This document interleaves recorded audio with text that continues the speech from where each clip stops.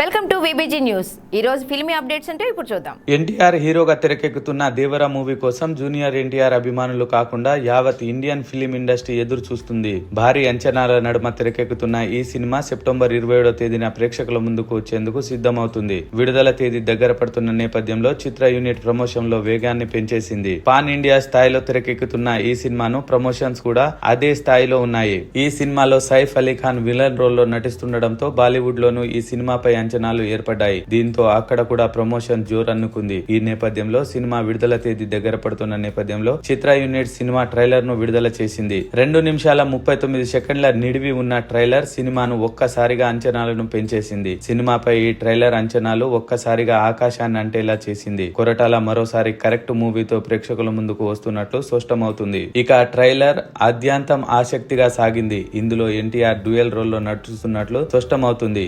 ఇక Anirudh background score trailer special attraction గా నిలిచింది. సముద్ర తీర ప్రాంతంలో సమాజంతో సంబంధం లేకుండా జీవిస్తున్న ఓ తెగ మధ్య జరిగిన ఆధిపత్య పోరు ఇతివృత్తంగా ఈ సినిమా ఉండనున్నట్లు ట్రైలర్ చూస్తే అర్థమవుతుంది. ఇక ఈ చిత్రాన్ని కొరటాల శివ 2 పార్ట్లుగా తెరకెక్కిస్తున్న విషయం తెలిసిందే. తొలి పార్ట్ ను ఈ నెల 27న రిలీజ్ చేయనున్నారు. ఇప్పటికే విడుదలైన పాటలు సినిమాపై హైప్ తీసుకురాగా తాజాగా విడుదలైన ట్రైలర్ తో అంచనాలు మరింత పెరిగాయి. ఈ సినిమాలో ఎన్టీఆర్ కు జోడీగా జాహ్నవి నటిస్తున్నట్టుగా ప్రకాష్ రాజ్, శ్రీకాంత్, షైన్ టామ్ చకో, నరేన్ కీలక పాత్రలు పోషిస్తున్నారు.